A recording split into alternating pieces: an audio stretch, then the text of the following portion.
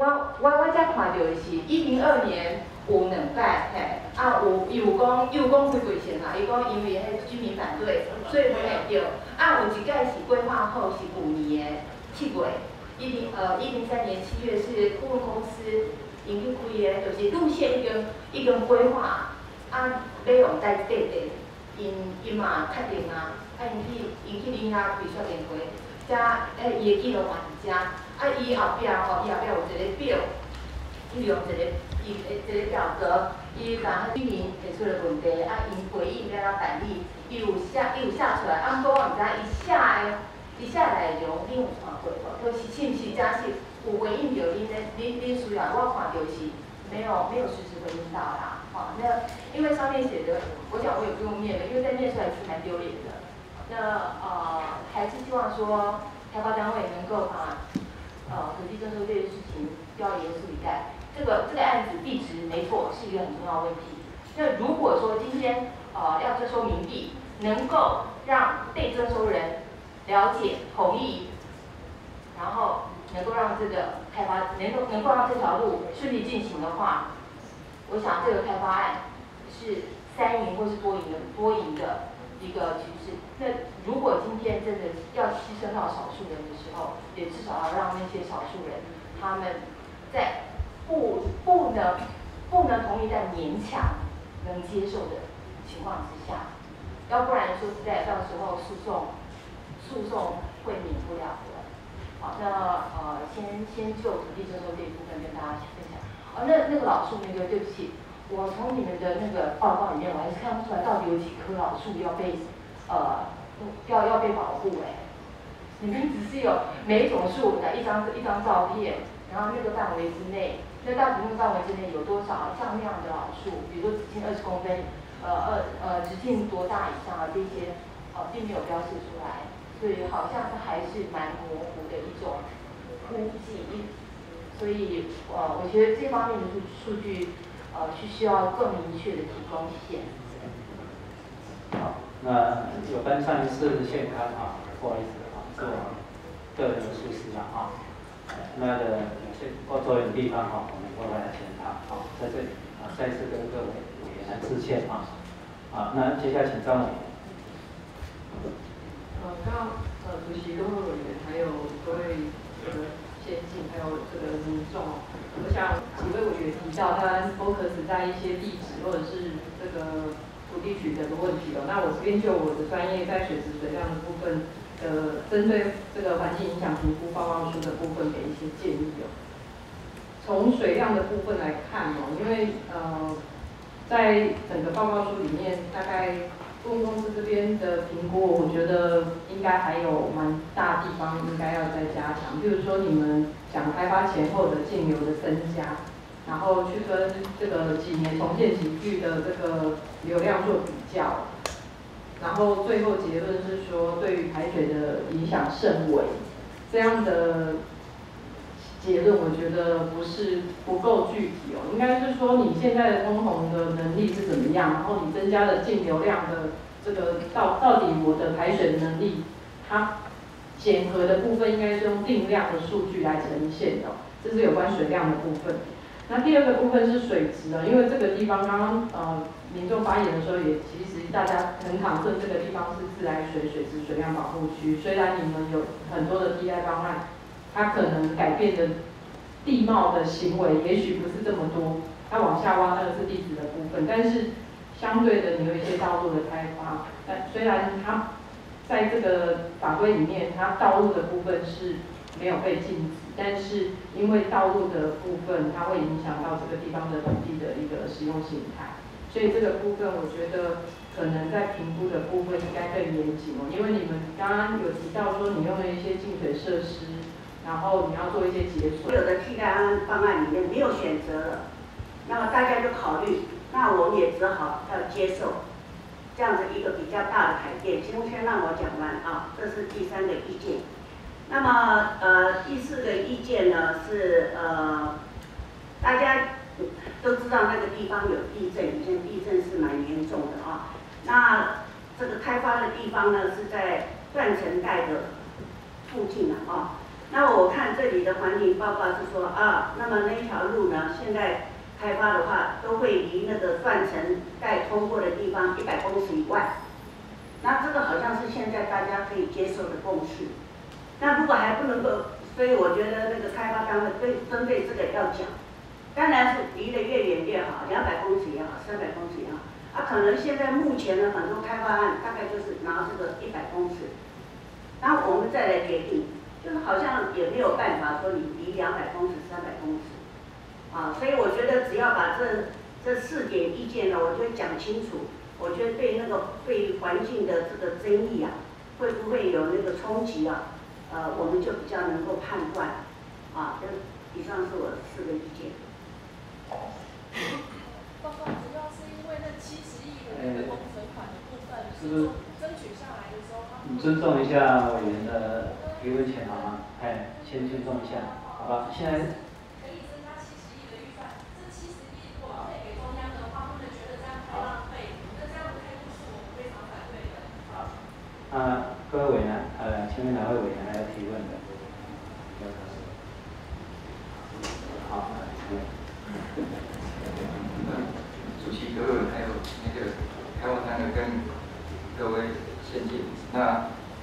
我只有3点意见：第一个建议，第二个实质问题，第3个程序问题。那第一个建议是，我会按照这个议程里面的这个方式来进行，所以我们现在进行就是委员提问的意见。那我们希望可以在临时动议的时候处理刚刚请委员的建议，就是说以后我们环评会在审查案件的时候，我们的审查模式是什么？那所有的委员都有了解，那可能会更有效的进行。因为比如说我们是针对这个案有专案小组嘛，那也有去现场勘察，理论上要有他们的时间来报告。可是我看这个议程也没有，所以，但是因为这里有很多的那个我们石冈跟东势的那个居民在现场，为了不浪费他们的时间，我第一个建议单位主席后面临时动议处理这个问题，这第一个。第二个是实质问题，那我自己是念经济的那很感谢开发单位有算了这个成本效益的分析，因为按照预算法的规定，只要是所谓的重大预算，我想我们这个预算将近有70亿到90亿之间，所以要做成本效益分析，这第一个值得肯定。第二个，按照环保署的一个所谓的效益成本的规范，其实这个是自从国光石化以后，它才有定的标准。那开发单位里面所算的效益跟成本，完全跟环保署规范的效益跟成本不一样。那里面具体举例来讲，成本绝对不会是只有一个建造成本跟维护成本。刚刚所有的委员，还有石冈居民所在乎的地质问题，影响地下水，甚至影响到台中整个水资源的供给，甚至到文化、生态，这个所有的开发所造成的这些的损失，是也可以量化的外部成本。如果我们把这些成本放进来的话，假设效益都不变的话，那这个1本比不会是1.43我可以保证绝对会是小于1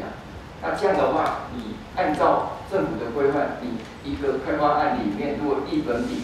小于1，那就不应该开发，那等于是就不应该所谓的往下继续。但是我这里不是要针对实质的效益跟成本做所谓的分析，包括里面的效益，比如说最大的效益是来自于整个旅行的成本所节省的这一个部分，那1年有将近12亿。那其实这个在计算里面，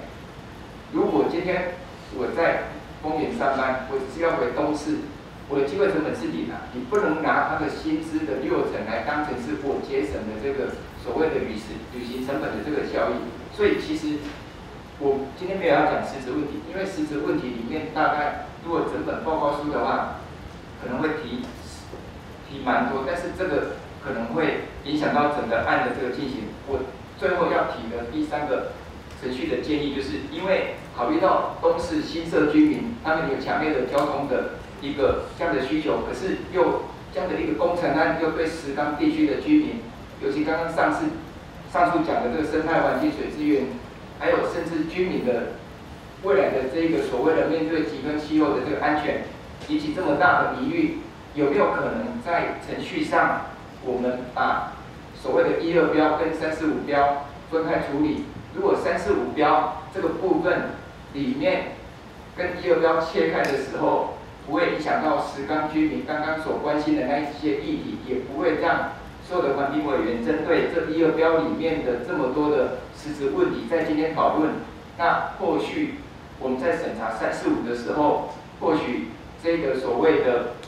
在处理这个环评的这一个议案里面会更有焦距，否则的话，今天绝对不会可能有任何的一个结论。所以我只想请教开发单位，有没有可能把1、2标有好几种方式处理？那你这边有所谓的回应之后，或许待会环评会议的委员们可以讨论，包括1、2案，就是比如说议案撤回，或者是1、2案里面，因为我们会认为我们在审是一个开发案，如果今天不把1、2跟345拆开来的话，那不可能1、2案只进2阶，345就不进2阶，你要么就整个进2阶，要么就整个就在环评会里面讨论。那我觉得最好的方式就是1、2案直接原案请开发单位撤回，撤回以后有好几种方式，要么就不用再送，那当然就没有2阶问题。但是如果1、2案再送，就是用新案的方式处理。那新案的方式当然就是要依照环评的会议里面所该有的流程，该怎么走那就怎么走。那这样或许会针对整个这个部分更有所焦距。否则的话，我在猜我们今天所提的实质问题，很多都是针对1、2标所造成的这个问题来提出。那以上简单3点意见。主席、各位先生大家好。那不管是后续怎么走啦，我是觉得这次这个地方我们虽然是新的委员但是的话呢，我们还是尊重过去委员，因为这个是过渡期，过渡委员他们的一些他们决议那等一下的话，可能就是上一任的委员的共识是什么东西，我们了解一下那我在这里的话呢，其实我个人的看法，但是在1、2标里面的话，当然就牵涉到比较一些有关他们说敏感地质敏感区位，还有就是水土保持的问题。隧道有它的好，也有它的不好，因为隧道在开发当中也面临到风险，开发完后以后维护管理也非常重要。所以一个交通的部分的话，如果后续在维护管理上的话呢，隧道口不是隧道里面隧道口万一被堵起来的时候，也是我们的西出口跟东出口，尤其是西出口是断层，东出口那边的话呢，2个坑，那么我讲的上坑跟下坑这2个上面的地表当然是破碎的有顺向坡的、岩层滑落的、岩屑滑落或高或是中。整个积水区上面的话呢，我们要土地利用，从那个粘性来看的话，那个风险很大。我想老天爷什么时候喝醉酒不知道但是下来的话，整个下来的话，土石流的部分这一部分的话，等到封起来的话，那这就麻烦。我想这一部分的话，就是说那个山体要动是动的问题但是有时候动的话呢，也有可能有出问题因为动这个东西，所以上面动。那不管怎么样，就是说我们是从一个建设性的思考来看，这个隧道通了以后的话呢，后续的维护管理，后续的风险在哪里？那我想呢，那个下坑下坑的区位刚刚讲的顺向坡岩块、岩体的部分滑动崩落。那么这些土石流下来的话，我看你们这个报告书里面在谈的话，下坑溪跟上坑溪排水，还有石水科溪这几条溪流在设计上的话呢，你都没有依照呢，就是所谓山坡地的水土保持技术规划里面去看。石水科溪你用 Q25计划，清水流一般来讲我们也是要50米50米那你的上坑跟下坑溪都没有算，所以那个桥梁梁底的话呢，跟那个渠道底部的高，你说要跨距，那高的话呢，其实的话呢，不应该只有用清水流，甚至用含沙表不够，还用土石流。用土石流去算的话，那个通水端面够不够？出来的话，如果比较挡住以后的话，通水端面的话，但跨距这样可能说就漏洞最好不要在那个溪床里面跨距。但是有时候的话呢，发生天然的灾害下来的话呢，它围堵的时候，把洞口都堵起来的时候，这时候就很高。所以我讲这一步呢，就是说我们在算风险的时候的话，最起码的话，这样不要算说几百年最起码的50年也要去算而且是土石流都把它算清楚。ET5的规划去算。那我看你这边都没有算，那个所以那个设计的那个高，那个桥梁梁体的高都没有给我们这样用一个概估的这一度时代。所以我上次座谈会有谈过，就是说这个吸出口的部分的话，其实不是走断层，里面的话你钻探，比如说 P3 孔跟 P4之1孔，这里面有碰到那所谓的剪裂破碎。这个剪裂破碎的话，万一在做隧道的时候的话呢，万一碰到这些东西的话，水用喷出来，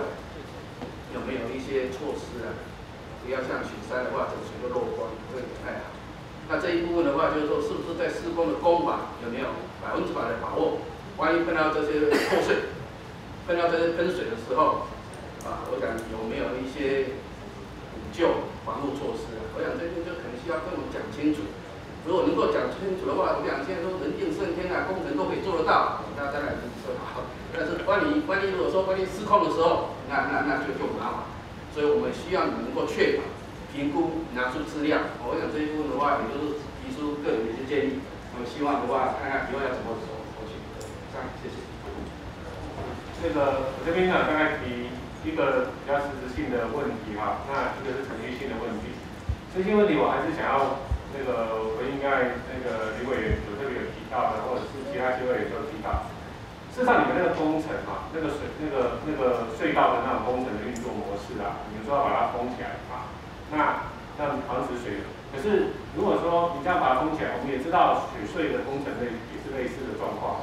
结果造成了整个北部地区的水资源的状况的水资源出现严重的状况。那到底你们这个工程的模式跟水隧的工程模式有什么样的差异？那到底对于水资源啊，特别是对于未来对水科技的影响或其他相关水源的影响为何？这部分你其实应该比较明确的说明，而不是说用一个说我们这样子做就不会有什么问题。这个不会有什么问题啊，这都是模拟的啦。当初雪隧的问题也是大家觉得都不会有什么问题啊。那另外一个程序上的问题是这样，就是说，事实上我们今天在所有的讨论啊，包括说我们的居民来的反应啊，事实上我们都很清楚。在当我们把这个工程标按照建设局的建议切成1到5标之后，事实上所有的争议全部集中在1、2标，那包括议员在内就是说，事实上我们对于3、4、5标大概不会有太大的意见。那3、4、5标似乎也比较容易处理相关的交通的问题跟居民的生活上的需求。那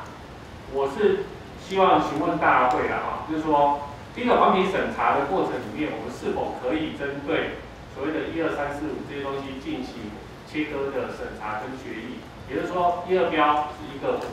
，3、4、5是一个，这样在程序上我们是可以这样做。第二个就是说，在所谓的那个1、2、3、4、5，它的距离范围是什么？它的标的到底是到哪里到哪里？这个部分必须要去明确的去说明，我们才能够去明确知道说你所指的1、2、3、4、5这5个不同的标的，它到底它的范围距到哪里？那是不是符合那个在地居民跟许多不同的公民团体它的产生是什么？如果都确认了，那也很清楚的去说明，对吧？1、2标就是咱一个居民感觉讲，迄个所在危险，无应该做，迄个所在咱会使先卖做，所以卖去讨论以后再来讲。但是3、4、5。参下的后边的人用当前一点大概先话的需求。那我觉得这个地方就是你要把这些标的都要明确清楚，我才能够清楚的知道或者是判断说，到底你们这样的切割合不合理，不会去往下走。所以一样，这个程序上的问题还是请那个就是说大会这边是不是给我们做一个明确的说明？如果确认，那我们是不是马上就做一个比较清楚的决议？因为我在想，大家讨论的焦点还在1、2标。如果我们可以确认切割1、2标跟3、4、5标，那1、2标部分其实就可以不用再讨论了，因为大家的意见已经很清楚这个是一个危险的工程，这个工程具有许多的不确定性。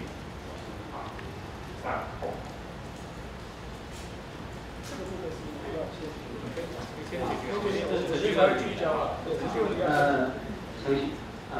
这样的目前开发单位提出来的是1、2标以环评承诺自愿技术2阶目前是这样子的一个概念了那只是在说法上可能有点出入，其实意思都一样。等于说1、2标，它将来会循替代道路，或者也进入，其实都是一个选项那整个案子我们目前在审的是整个案子其实基本上在程序上是比较倾向用整个案子来进行，而不是去做一个切割这个当然就是说最后我们环评会，我们等这个部分是程序上就是说如果说到时候我们委员我们是大家还会有一个委员讨论的时间闭门会议的时候这个部分还可以再来讨论。我想说这个是这样的因为我想，因为今天很多公民团体跟居民我们都在这边我想我当然可以理解，就是说局长希望说做一些保护或什么，所以希望把这个真正的讨论就回归到就是环评委员身上的时候再讨论。可是我觉得基于公信的原则那我还是要先再一次再提这个程序上的概念，就是说，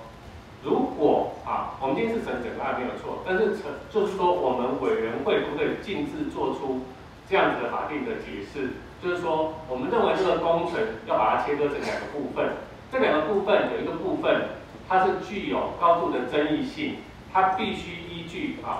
建设局的建议或者是委员们未来的建议认定这个部分必须要重新记忆。那另外的部分它可以通过，比如说环评在审查的时候，我们是不是委员可以做出这样的决议？这个是重点如果不可以，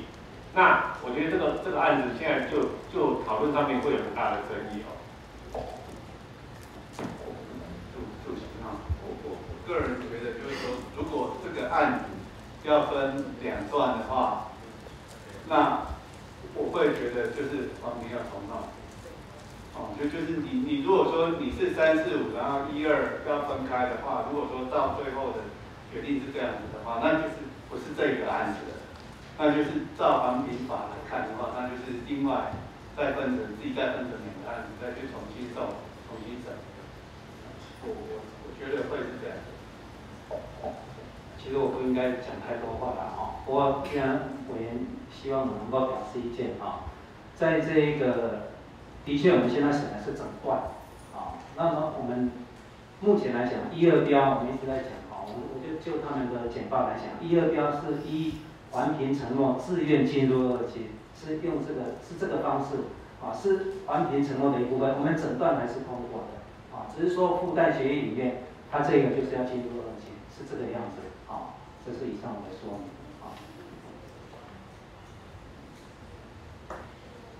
不好意思，现在是委员的时间不好意思那各位委员还有没有其他的问题要问我们蔡老板因为我发觉这个整个的设计，因为我们是从交通部就是这个国道这边开始，他们规划完了才进来，所以我们审的其实是比较技术层面的，就是说刚刚另外一个委员有讲说这是可行性的题目，但是它的必要性我就开始怀疑，就是说，第一，我们是为了要解决塞车的问题那边塞车很严重，那塞车的问题一定要对这个山要开敞透路对青山绿水，尤其是这边的环境本身就有很多，本身已经有很多的缺陷。那另外一个问题就是说，当这条道路这样开了以后，其实对石冈居民来讲，他们整个的这些，我觉得好像会被冷落了，就是说他们的因为像台南往一节中文水库道路，一开的话，左镇整个原来的道路就整个被荒废掉，就变成那边就完全没有升级，因为就是很多过客就不会在那边停留，所以对石冈居民的经济力其实是不利的。虽然解决了交通问题，所以我觉得这个整个我可能多话，因为我是从前盘就回到最原始的从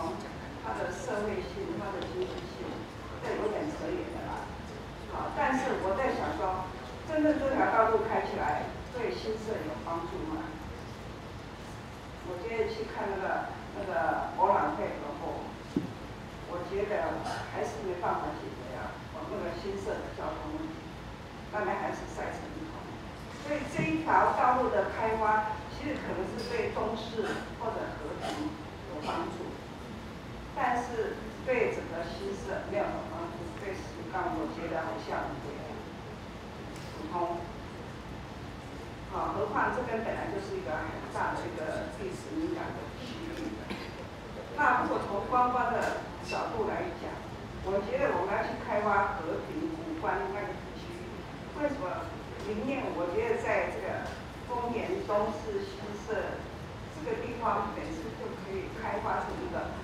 很好的一个观光胜地，但是我们把眼光放到偏远的山区，但是这边本来就有它的这些林业文化啦，这些农业文化反而被我们忽略掉了。所以我现在这个可能不是我们今天要讨论的部分。所以我觉得当初交通部这些在做这样的规划，为了解决交通问题，为了要有一个开发的迷失，所以设计了这些东西。但是不知道这个我扯远了，但是我是觉得是不是它有实质的效益？有没有真正帮助到石冈或新社的居民？那尤其面对这个全球暖化跟这些豪大雨或者地震这样的对土地的这样的破坏我还是觉得心惊胆跳的尤其那个洞口就在那个断层地带。这是一个立场。那如果从技术层面当然就可行性，如果要怎么去开发这可能技术层面还有我们需要探讨的部分但是这个是不是要怎么样去？最重要就是有没有可能去找出一个替代的方案、替代的道路方案来避免去对这个山的破坏，这是我的建议。谢谢。还有委员要提问。我刚刚拜见各位指教，我看这个是第一个是大会要就程序上开发单位提出来的，最后的他诉愿提出来的。当然环保局他当然是进到这样的一个程序，尤其有上一届的委员就进到这样一个程序还要承接整个案的这个传说书由我们来承接的但是开到今天呢，开发单位主动提出来，我们就最后一页就是3树5标已无争议，我维持原计划进行。那么最后一点就是第1、2标，他希望这样做，所以程序上是不是要由我们大会？因为他主管机关他很难，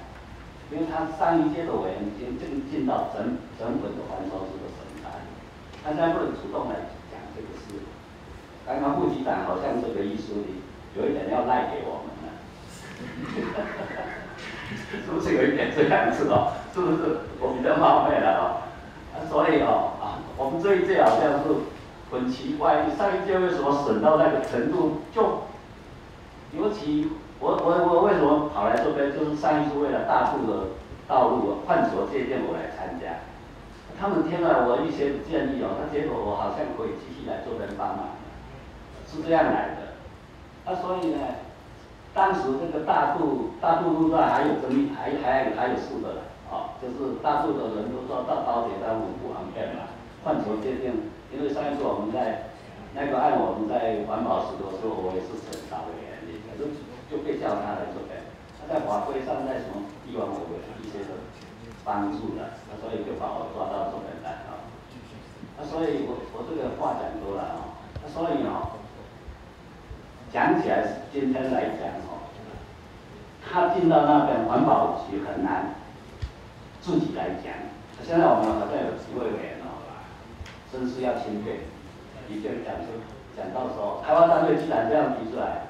是不是程序上先处理这个？我们大会来处理这个。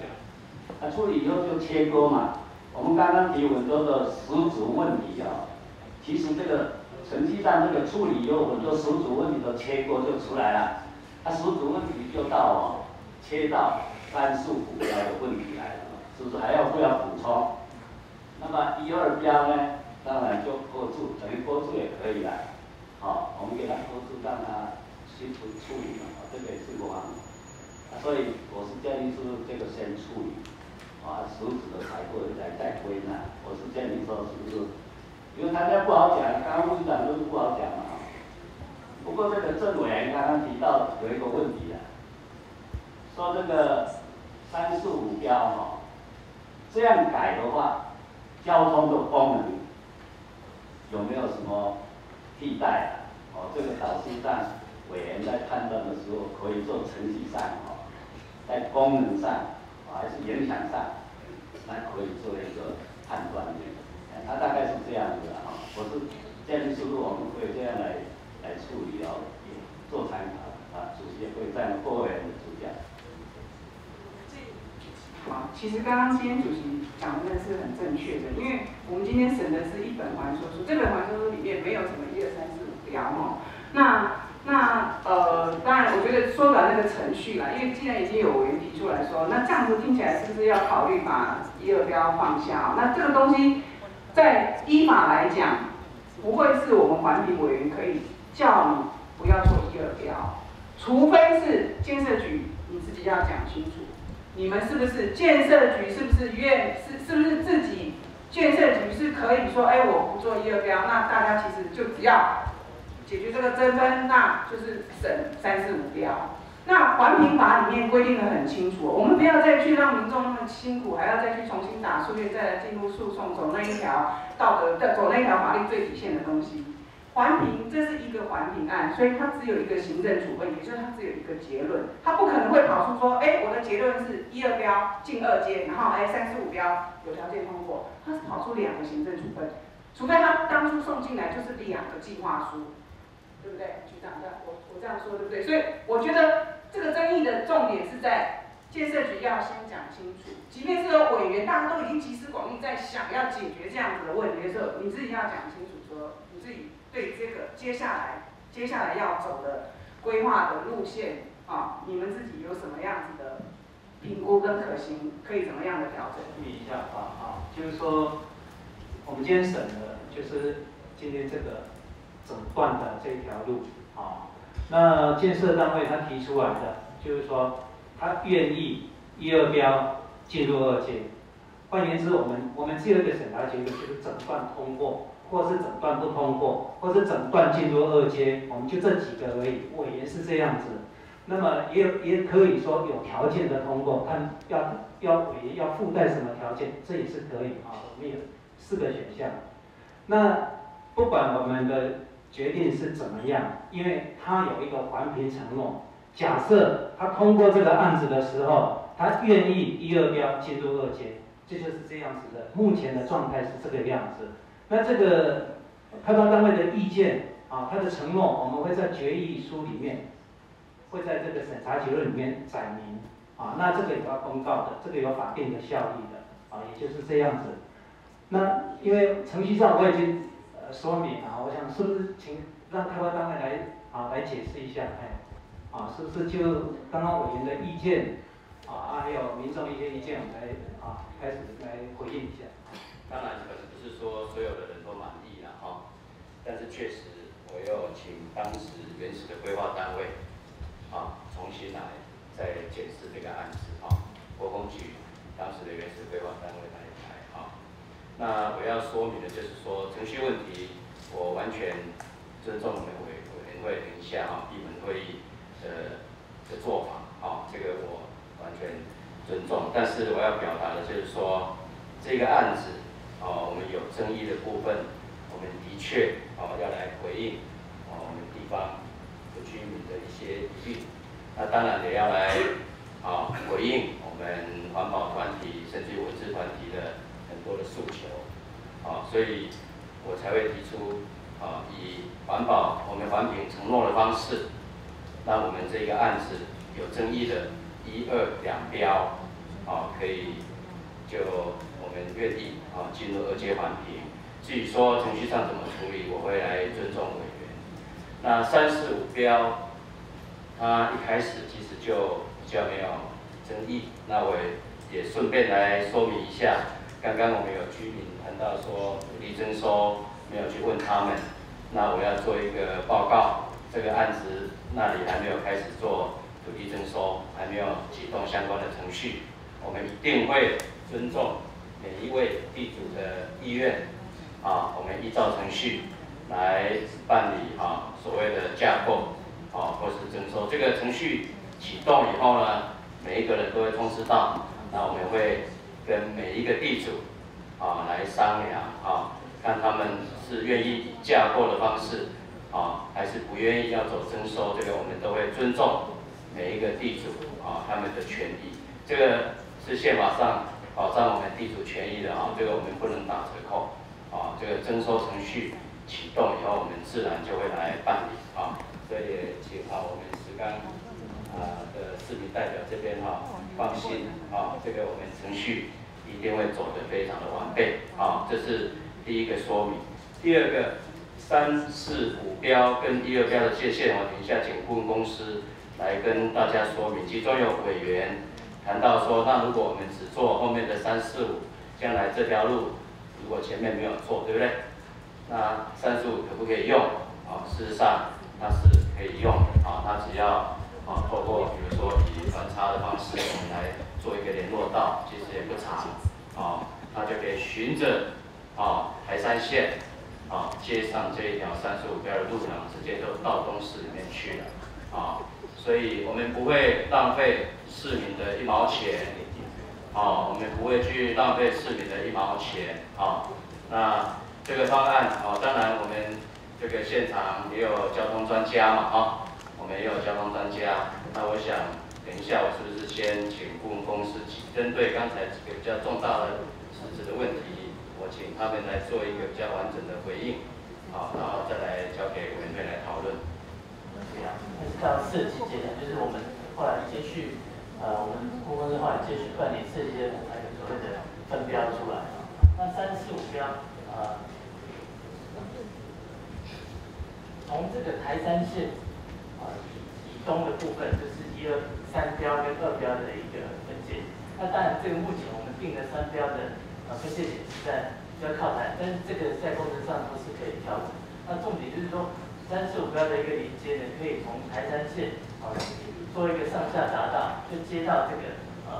3、4、5标的快速道路，然后就可以跨大甲溪接到这个东市地区那整个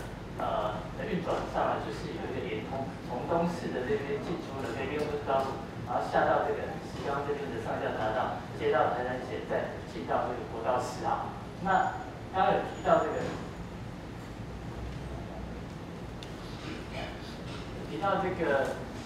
新社地区新社地区是在下方。那目前除了在东师大桥桥头有一条路，还有这边有一个产业道路可以进到新社。那这边刚刚有提到，是不是只有这快速道路就可以解决新社花海季节时候的塞车？所以在我们了解市政府在针对新社部地区的一个道路的改善有一个192线叫新社，所以在我们这个快速道路呢，也有预留来衔接，给它这个可以来进到这个快速道路，方便在接到这个进到国市或者是到东市。所以在考量上，这个都在这个工程不是在这个工程范围内，但是配合这个工程是有一个改善新社地区的花海季节塞车的一个考量。那所以整个讲3、4、5标通车标呢，是可以让石冈和平地区呢很完整的就可以接到这个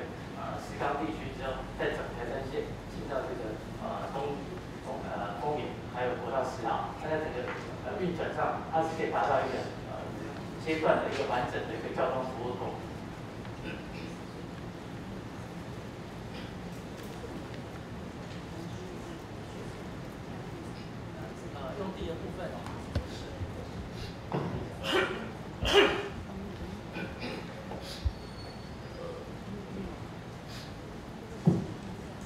那另外有提到水质的部分嘛，那在当初其实在比较前期的规划阶段的时候，其实在我们这个区域的部分啊，大概就等会刚有介绍，我们大概就检讨整个是在科系跟它的一些用地范围，还有它的整个集水区的部分啊去做检讨。那像老师建议是说，因为一般在目前的那个评估规范里面，道路开发其实不需要再去做水质模拟，所以我们是用估算的方式去做。那如果说未来在这一段在今天的一个审议阶段里面，然后如果说这个部分要再做更深入的评估的话，那这些相关的水质的一些评估的工具是可以再去做一些应用。那这个部分的话，也可以作为未来在量化评估的部分的参考。那这个部分也回应曲老师针对于文化遗址这边的一些建议因为当初在整个报告里面去叙述的话，大概特别有提到说，在西洞口这边确实它有提到说有一些是属于草根地或者是一些国有它没有办法进入调查，所以他在叙述上面就有提到说，他从一些目前出落的一些一个黄土的部分，他去判断说，那这个部分的土它不是属于文化层的一个存在所以他有下了这样的一个结论，就说这个部分从它的一个出落的这些土方面去看。他认为应该是没有文化层的存在，但是未来如果说这个部分必须要再做比较细部的调查的时候，是可以建议两个方式。第一个部分就是说，就直接在这个部分做一些视觉的一个动作。那因为这个地方其实原先的话它是属于墓园，所以这个部分因为已经迁上了，所以在整个调查上面可能会比较方便一点。当初其实整片的墓园，所以也不容易去做一些视觉的动作。那另外的话就是说，另外的方式是，如果说在现地的一个勘察确实不需要做视觉，那就是变成这种承诺，在动工前再做一些比较确定精确的位置的部分做一些，包括一直监看或者是小规模的一个发掘，这是两种建议的方式。那其实在这个计划里面，我们大概有了解到，我们前期因为这个计划比较奇怪一点，因为我们前期规划的时候是路线是有一些它是比较不好，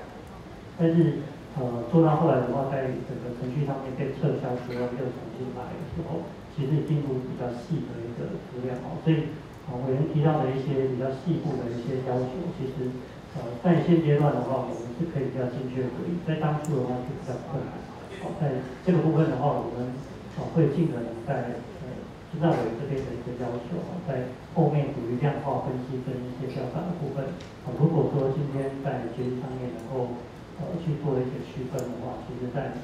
1、2标这个部分在路线人选的时候，也许就可以把这些意见都纳进去之后，作为路线人选上面的一些参考的选项，那可以让包括社会经济或者是水质或者是生态的一些因子都能够纳入做重整的一个评估。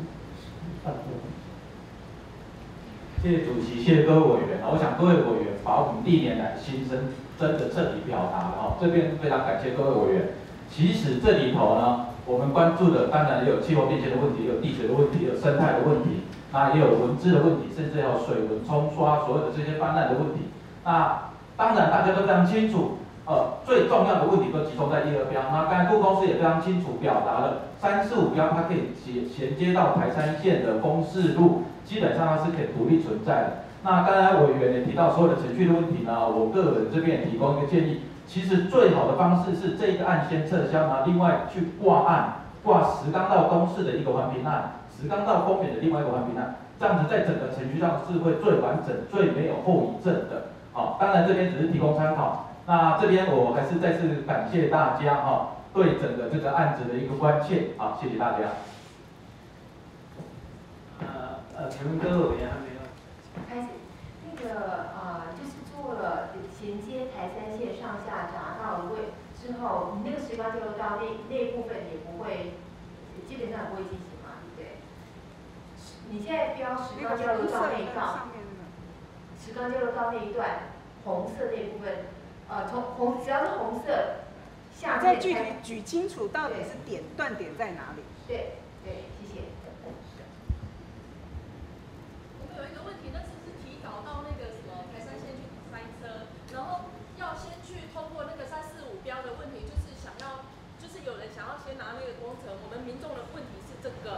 为你如果要环评，就是本来就是一条路要一个环评，为什么要切割？这很奇怪啊。那如果是只是想要开一条路，然后早一点去台山线上面切割，这没有办法去解决最初原始的问题，就是叫解决交通问题。主席，程序问题不要浪费时间，你按照你主持的方式。好不好？我想各位在场的，各位在场的，是不是尊重一下我们的委员啊？尊重一下我们的委员，好吧？好，现在是委员的时间啊。好，来，那欢迎各位请就委员的意见来。了解。好，来。OK， 那么回答完了吗？好，请问各位委员还有其他意见吗？好，那没有，我们要开闭门会议了哈，请委员跟工作人员之外的人先不离开。还有媒体。违反程序的话，我们会再提告。好，还有媒体。